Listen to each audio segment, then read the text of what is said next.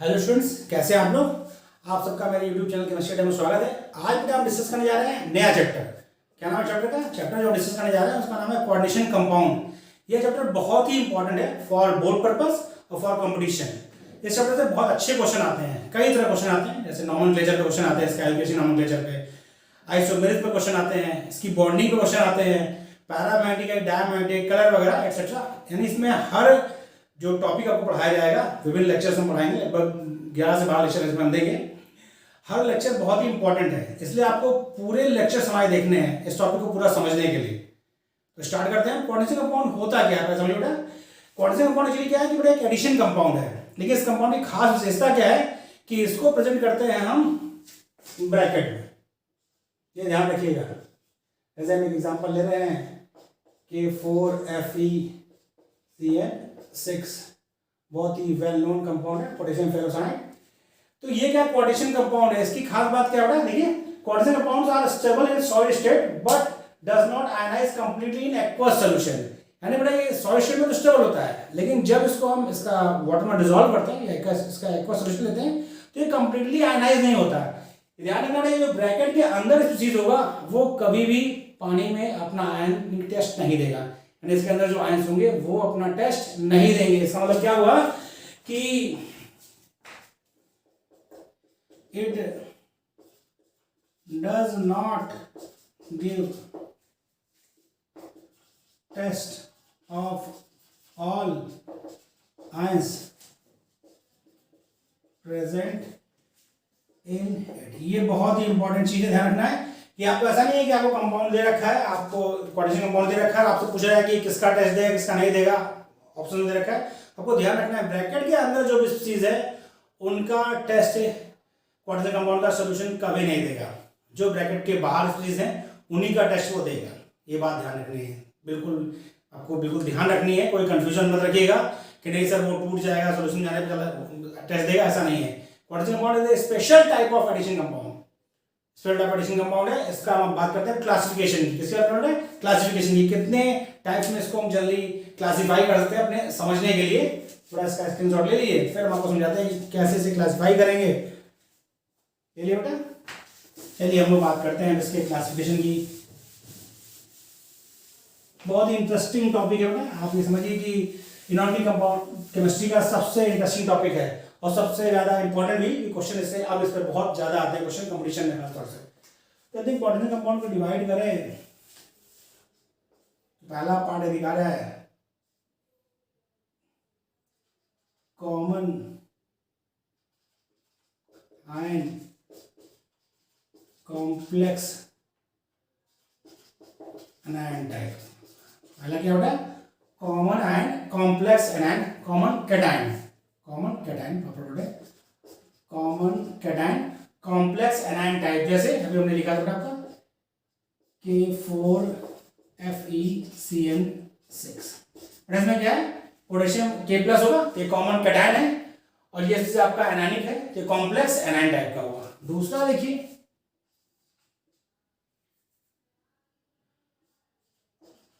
Common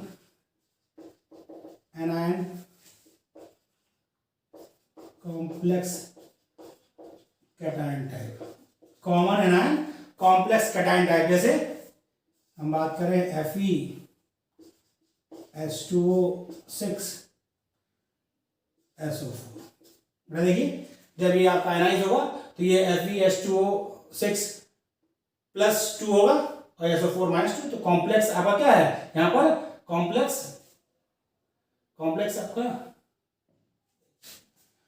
आपका cation है और कॉमन आपका एनायन है। सही है। अगला जो क्लासिफिकेशन हो क्या होगा? Complex cation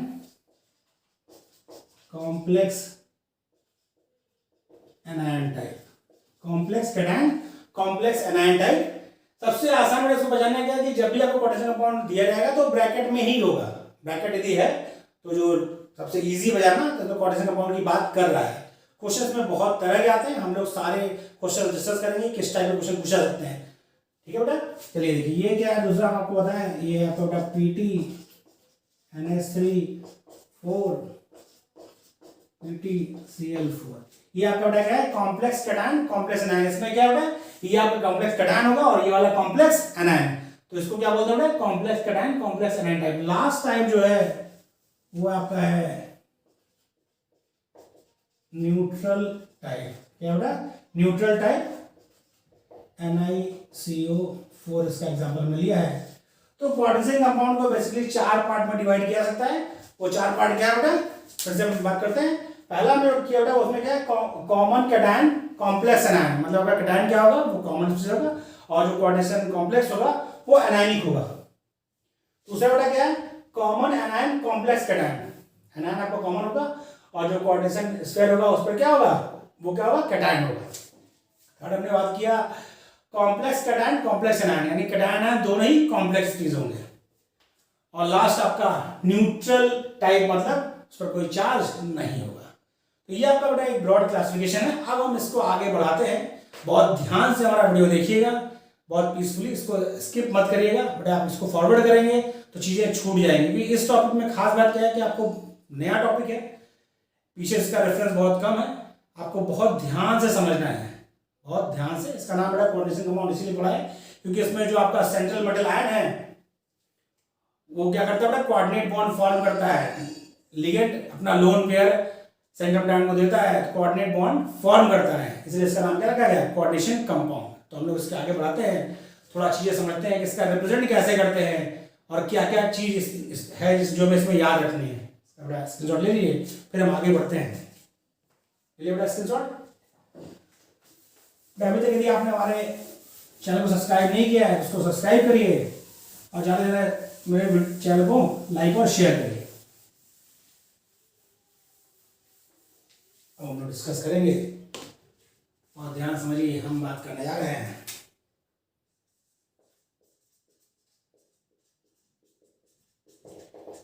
representation of coordination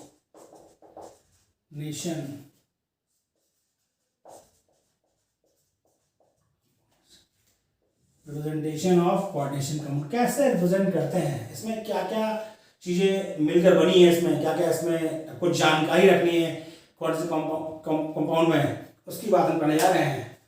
तो आपको हमने एग्जांपल वही लिया है जो सबसे ज़्यादा आपके परिचित हैं, K4FeCN6।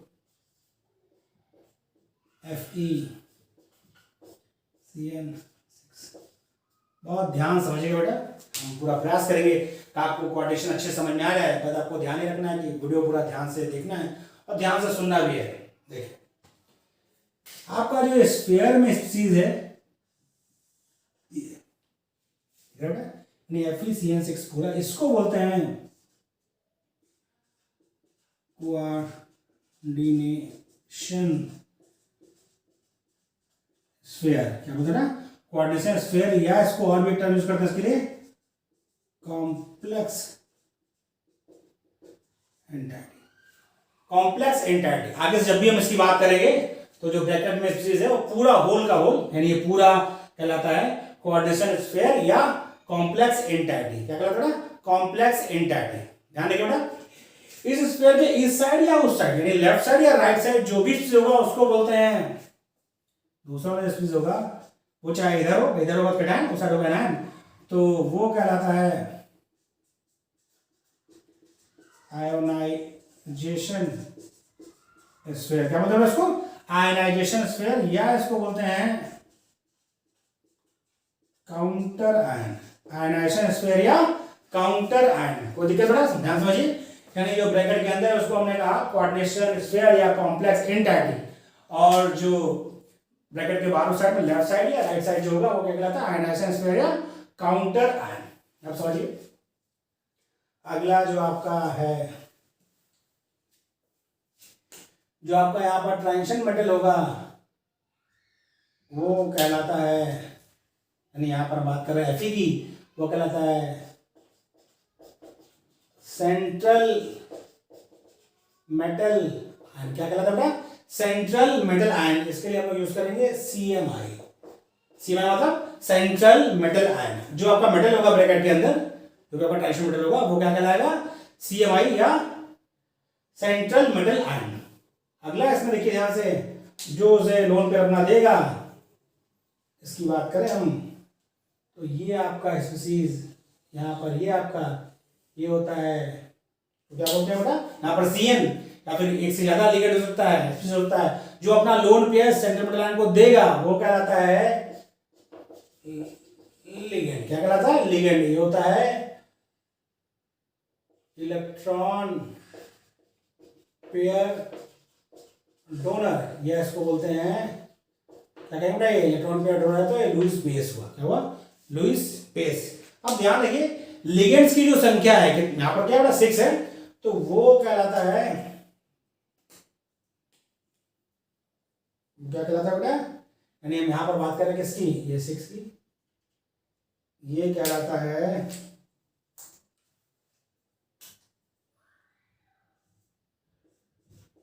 Coordination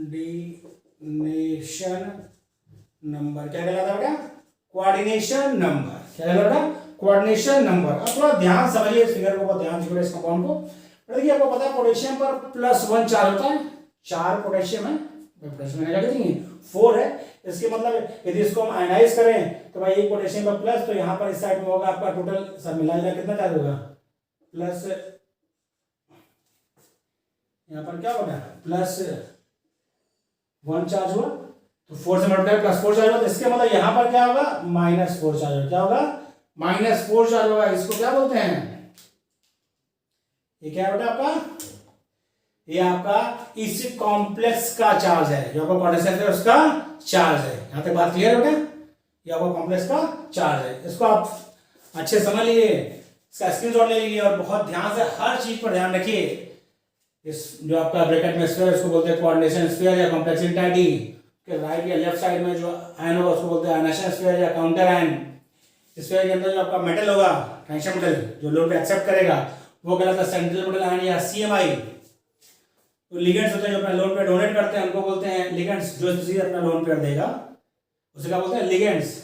electron pair donor होता है, इसीलिए लुईस बेस होता है। इनकी संख्या मतलब कितने जुड़ रखे हैं, यानी कितने स्पीसीज हैं जो अपना लोन पेयर दे रहे हैं, जैसे कि यहाँ पर 6 है, तो उसको क्या बोलते हैं, कोऑर्डिनेशन नंबर। क्या बोलता है? Coordination number.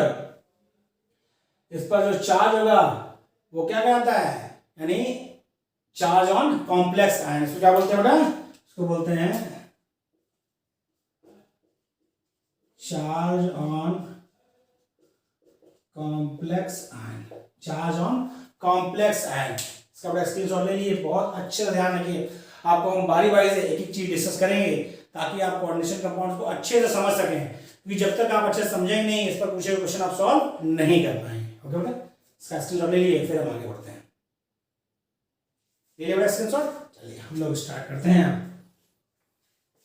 ओके बेटा, पहला शुरू करते हैं हम। पहली हेड डालिए कोऑर्डिनेशन स्फीयर, कोऑर्डिनेशन स्फीयर और कॉम्प्लेक्स एंटाइटी। क्या डालना बेटा? कोऑर्डिनेशन स्फीयर और कॉम्प्लेक्स एंटाइटी। क्या डालिए,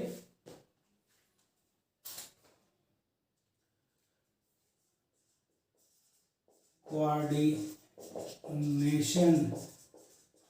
स्फीयर और कॉम्प्लेक्स एंटाइटी। कोऑर्डिनेशन स्फीयर या कॉम्प्लेक्स एंटाइटी क्या होता है बेटा? ये कोऑर्डिनेशन स्फीयर या कॉम्प्लेक्स एंटाइटी, देखिए it is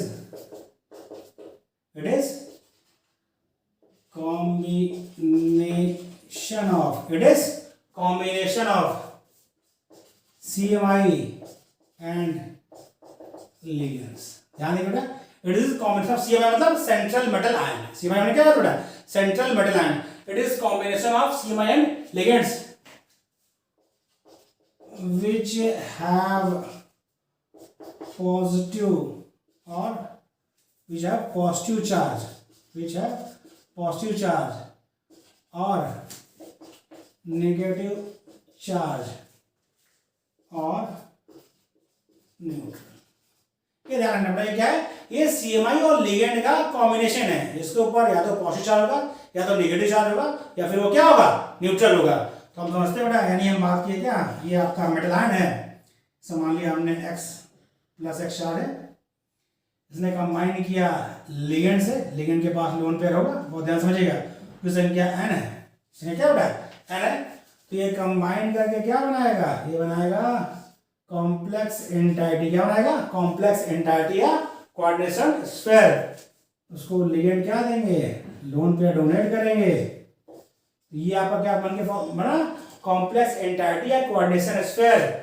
इसके ऊपर पॉजिटिव चार्ज हो सकता है, निगेटिव चार्ज भी हो सकता है, एक मिनट, पॉजिटिव चार्ज हो सकता है, निगेटिव चार्ज होता है और जीरो चार्ज हो सकता है, मतलब न्यूट्रल हो सकता है। भाई दोनों का चार्ज यदि अलजेब्रिक सम जीरो हो जाएगा मेटल आयन और लिगेंड्स का, तो जीरो चार्ज होगा। इससे मतलब ये क्या है आपका, ये आपका है CMI, क्या है central metal ion. Central metal ion के पास क्या होता है ना, इसके पास वैकेंट ऑर्बिटल्स होते हैं जो हाइब्रिडाइज करते हैं और हाइब्रिड ऑर्बिटल फॉर्म करते हैं। उन हाइब्रिड ऑर्बिटल्स में लिगेंड्स अपने लोन पेयर क्या करते हैं बेटा, डोनेट करते हैं और कोऑर्डिनेट बॉन्ड फॉर्म करते हैं, क्योंकि CMI क्या आपका है लोन पेयर एक्सेप्टर है, क्या बेटा लोन पेयर एक्सेप्टर है। इसके मतलब ये किसकी तरह बिहेव करता है, ये बिहेव करता है लुईस एसिड की तरह। किसकी तरह बिहेव करता है, लुईस एसिड की तरह, यानी CMI क्या है, बिहेव एज लुईस एसिड। क्यों, क्योंकि ये लिगेंड से लोन पेयर एक्सेप्ट करता है, इसीलिए क्या है लुईस एसिड। ये क्या बेटा आपका, ये हमारा है लिगेंड, क्या है लिगेंड। ये क्या बेटा लोन पेयर डोनर है, क्या बेटा ये आपका लोन पेयर डोनर है, लोन पेयर डोनेट करेगा तभी तो कोऑर्डिनेट बॉन्ड फॉर्म होगा। तो क्योंकि लोन पेयर डोनर है तो इसका मतलब ये किसकी तरह बिहेव कर रहा है, यह बिहेव कर रहा है लुईस बेस की तरह। किसकी तरह बेटा, लुईस बेस की तरह। तो यदि हम बात करें एसिड और बेस जब रिएक्शन करते हैं, आपस में रिएक्ट होते हैं, तो रिएक्शन क्या कहलाती है, न्यूट्रलाइजेशन। क्या कहलाती है बेटा, न्यूट्रलाइजेशन। क्या कहलाती है बेटा, न्यूट्रलाइजेशन। बहुत ध्यान से याद रखिए, ये पूरी रिएक्शन आपको ध्यान रखनी है क्योंकि ये बहुत ही इंपॉर्टेंट है। आपको पूरा ये ध्यान रखना है कि यानी CMI behave as Lewis acid, ligand behave as Lewis base. तो जो इन दोनों की कॉम्बिनेशन से स्पीसीज फॉर्म हुई वो आपका क्या कहलाता है, कॉम्प्लेक्स एंटाइटी। क्या बोलते हैं इसको, complex entity. Okay, complex entity. इसका स्क्रीनशॉट ले लिए, इसे कॉपी कर लीजिए, फिर हम अगला नेक्स्ट हेडिंग डिस्कस करते हैं। हो गया बेटा, ये से कॉपी कर लिया बेटा। चलिए आगे हम बात करते हैं नेक्स्ट डालिए हेडिंग, नेक्स्ट हेडिंग डालिए कोऑर्डिनेशन नंबर। नेक्स्ट हेडिंग डालिए बेटा कोऑर्डिनेशन नंबर। बहुत ही इंपॉर्टेंट पॉइंट है कोऑर्डिनेशन कंपाउंड में, इसको आपको बहुत ध्यान रखना है क्योंकि उसी से डिसाइड होगा हाइब्रिडाइजेशन और बाकी प्रॉपर्टीज कोऑर्डिनेशन कंपाउंड की। तो लिखिए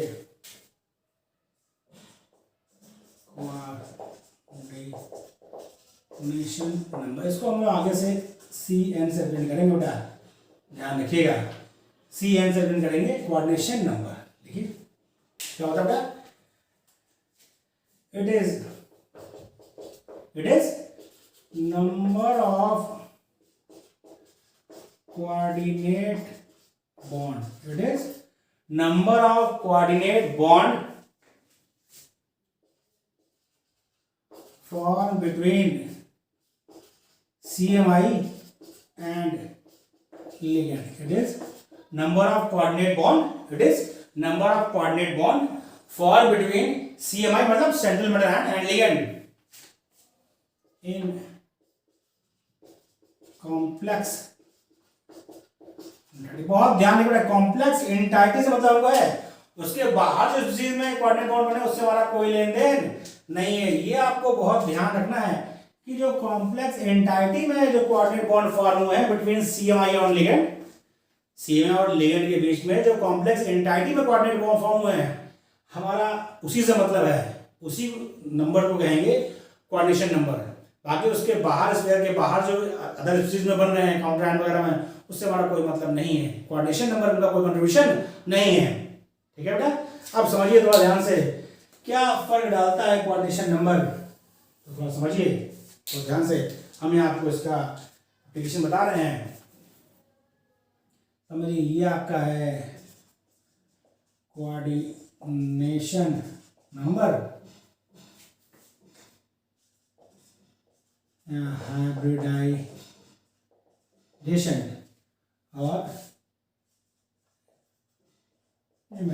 और ध्यान समझिए बेटा, कोऑर्डिनेशन नंबर डिसाइड करता है हाइब्रिडाइजेशन, साथ ही आपका लिगेंड्स की स्ट्रेंथ भी डिसाइड करेगी हाइब्रिडाइजेशन। वो हम आगे बॉन्डिंग टॉपिक पर डिस्कस करेंगे। यहाँ हम आपको सारे वेरिएशन यानी कितनी पॉसिबिलिटी है किस कोऑर्डिनेशन नंबर में, उसकी सारी बात करेंगे। तो देखिए भैया, यदि हम बात करते हैं पहले सिंपली सबसे पहले, यदि कोऑर्डिनेशन नंबर 2 है यानी लिगेंड जो है आपका 2 कोऑर्डिनेट बॉन्ड फॉर्म करता है किससे, CMI से, तो कोऑर्डिनेशन नंबर 2 हुआ।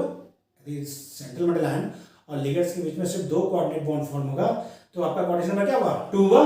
तो हाइब्रिडाइजेशन आपका होगा वहां पर sp और ज्योमेट्री क्या होगी, लीनियर। क्या होगा, लीनियर। क्या होगी, लीनियर। यदि आपका 3 फॉर्म होता है तो हाइब्रिडाइजेशन होगा आपका sp2 और ज्योमेट्री क्या होगी, ट्राइगोनल प्लेनर। क्या बेटा, ट्राइगोनल प्लेनर। यदि आपका कोऑर्डिनेशन नंबर 4 है यानी टोटल 4 कोऑर्डिनेट बॉन्ड फॉर्म हो रहे हैं बिटवीन CMI और ligands, total 4 coordinate form between CMI and ligand, तो आपका हाइब्रिडाइजेशन की 2 पॉसिबिलिटी, क्या बेटा, 2 पॉसिबिलिटी होगी इससे। क्या होगी, या तो आपका हाइब्रिडाइजेशन sp3 हो सकता है या dsp2 हो सकता है। यानी कोऑर्डिनेशन नंबर 4 में 2 पॉसिबिलिटी है, क्या बेटा, sp3 और dsp2। तो यदि sp3 हाइब्रिडाइजेशन होता है तो आपकी ज्योमेट्री होगी टेट्राहेड्रल। कब sp3 होगा, कब dsp2 होगा, ये सब आपको आगे जो वैलेंस बॉन्ड थ्योरी पढ़ाएंगे तो वहां चीजें क्लियर हो जाएंगी कि कौन कौन से फैक्टर हैं जो हाइब्रिडेशन मतलब कोई इफेक्ट करेंगे, वो वहां बात करेंगे। यहाँ से आपको ये ध्यान रखना है कि कोऑर्डिनेशन नंबर क्या होगा और उस कोऑर्डिनेशन नंबर पे कितने हाइब्रिडेशन पॉसिबल है या कितनी ज्योमेट्री पॉसिबल है। तो यदि कोऑर्डिनेशन नंबर 4 है आपका तो इसके मतलब 2 पॉसिबिलिटी है, sp3, यदि sp3 है तो आपका ज्योमेट्री टेट्राहेड्रल होगी। यदि हाइब्रिडेशन dsp2 है तो ज्योमेट्री आपकी होगी स्क्वायर प्लेनर। क्या होगा बेटा, स्क्वायर प्लेनर। यदि आपका कोऑर्डिनेशन नंबर 5 है तो या तो sp3d होगा हाइब्रिडेशन या dsp3 होगा।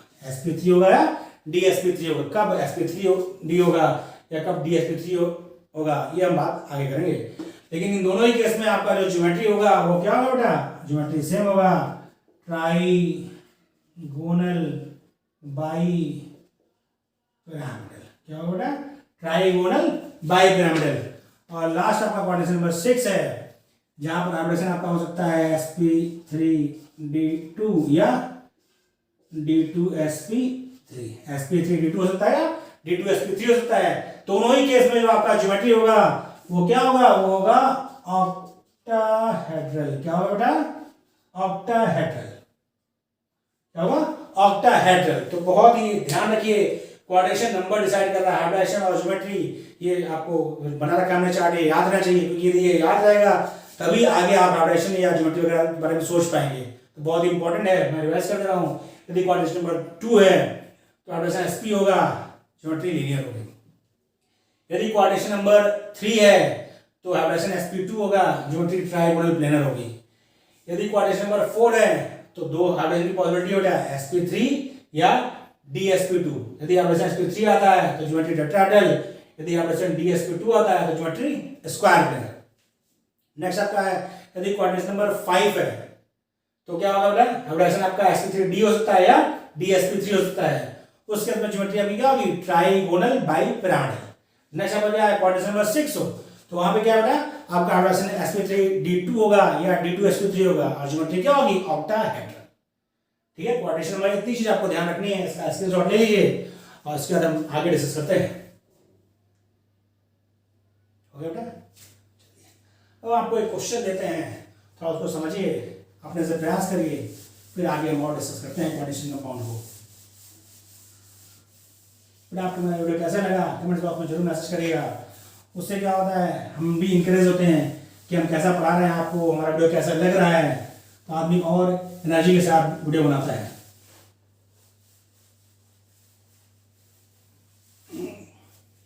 देखिए बेटा, क्वेश्चन ये है,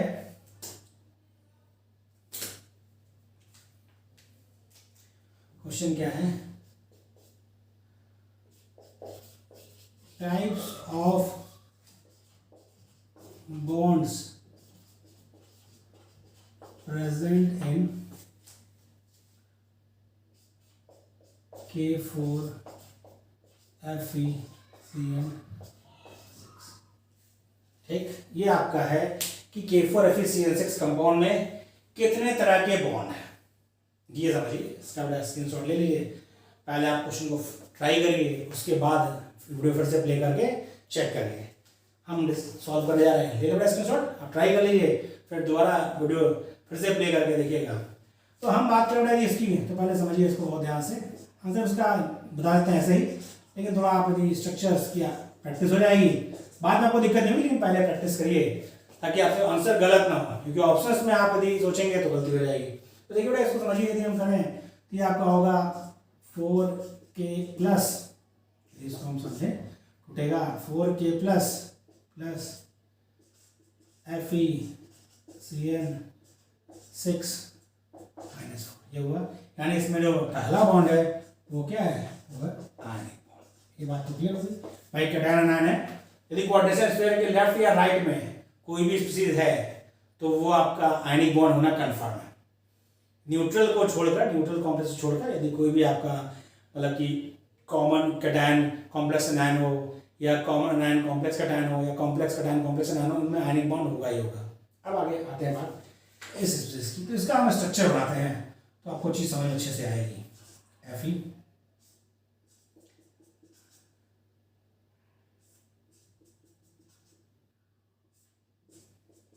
बहुत ध्यान समझिए बेटा, क्योंकि हमें ऑक्टाहेड्रल बनाना है इसका, इसलिए हम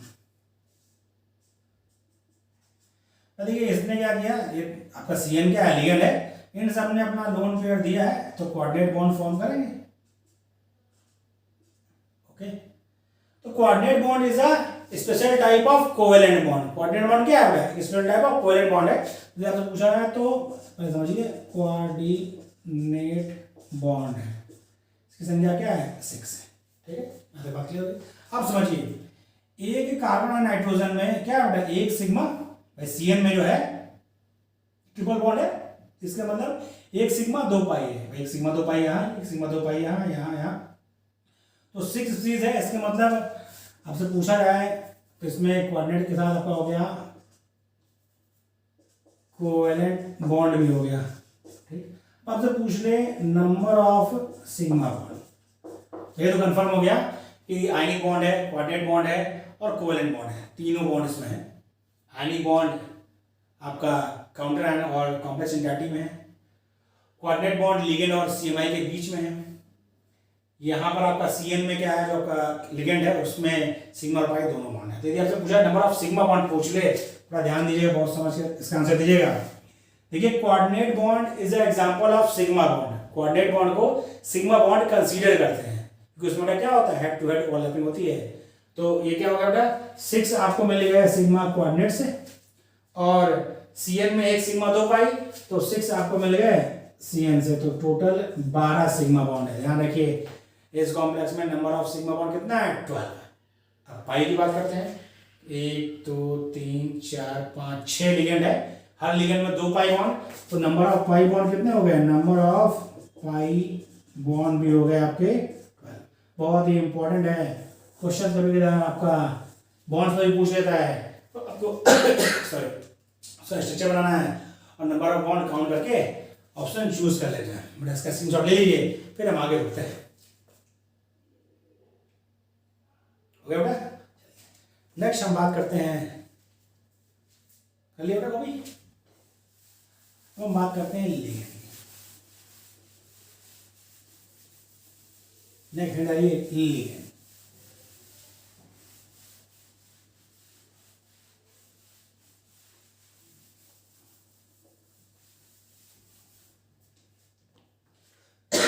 sorry,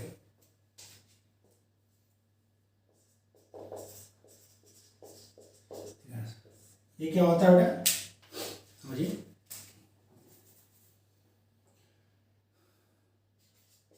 positive charge negative charge और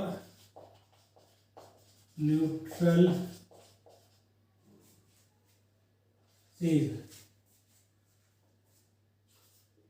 says which form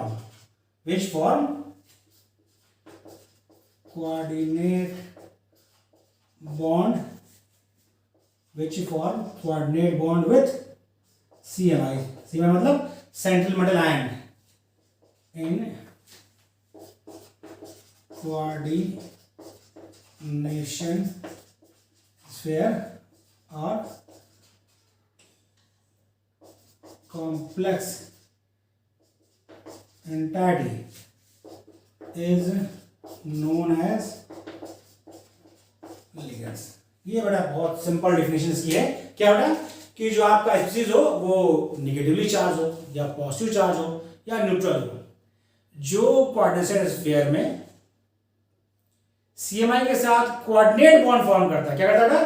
सीएमआई के साथ कोऑर्डिनेट बॉन्ड फॉर्म करता है, वह कहलाएगा लिगेंड्स। क्या कहलाएगा? लिगेंड्स। तो अब बड़ा कोऑर्डिनेट बॉन्ड फॉर्म करना है तो इसका मतलब या तो वो लोन पेयर डोनर हो या वो क्या हो, पाई इलेक्ट्रॉन डोनर हो। ये दो तरह की पॉसिबिलिटी है। तो हम बात करें लिगेंड की, दो कंडीशन यानी on the basis of donor type ligands are two type। यानी डोनेशन के हिसाब से दो तरह के हैं। पहला क्या क्लासिफिकेशन इसका बेटा कई तरह का है, लेकिन हम यहाँ क्या बात कर रहे हैं कि क्या डोनेट करेगा उस पर। क्या बेटा एक आपका है लोन पेयर डोनर, यानी वो क्या देगा? लोन पेयर देगा। यदि वो कोऑर्डिनेट बॉन्ड फॉर्मेशन में लोन पेयर देगा तो वो क्या होगा? लोन पेयर डोनर लिगेंड्स की बात की जा रही है। जैसे आपका NH3 H2O Cl CO NO EN etcetera. Ethylene diamine, ये मतलब क्या? Ethylene diamine. या दूसरा क्या होता है? Pi electron pair donor. बड़ा क्या होता है? वो अपना पाई इलेक्ट्रॉन पेयर दे। जैसे एग्जांपल की बात करें तो एग्जांपल जैसे आपका बेंजीन C6H6 क्या करता है? ये आपका है ट्राइडेंटेट। इसकी भी हम बात करेंगे डेंसिटी पर। ट्राइडेंटेट मतलब तीन कोऑर्डिनेट बॉन्ड फॉर्म करेगा। जितना डेंटेट मतलब होता है जितने कोऑर्डिनेट बॉन्ड फॉर्म करता है कोई लिगेंड, पर्टिकुलर लिगेंड, वो उसकी डेंसिटी कहलाती है। क्या कहलाती है? डेंसिटी। तो बेंजीन क्या है? 6 कोऑर्डिनेट बॉन्ड फॉर्म करता है, यानी 6 पाई इलेक्ट्रॉन पेयर देगा वो। तो 6 पाई इलेक्ट्रॉन देगा तो 3 पेयर हुआ, इसीलिए बड़ा क्या है? ट्राइडेंटेट। या C5H5 साइक्लोपेंटाडाइनिल, वो भी आपका होता है ट्राइडेंटेट। ये आपका एथिलीन, वो क्या होता है बेटा? मोनोडेंटेट। क्या होता है? मोनोडेंटेट। तो यहां हमने बात किया किस टाइप से इलेक्ट्रॉन पेयर देगा, यानी कोऑर्डिनेट बॉन्ड जो फॉर्म होगा उसमें कौन पार्टिसिपेट करेगा? लोन पेयर पार्टिसिपेट करेगा या पाई इलेक्ट्रॉन। उसके हिसाब से दो क्लासिफिकेशन, लोन पेयर डोनर होगा लिगेंड या फिर pi electron pair donor ligand. Pi electron pair donor ligand.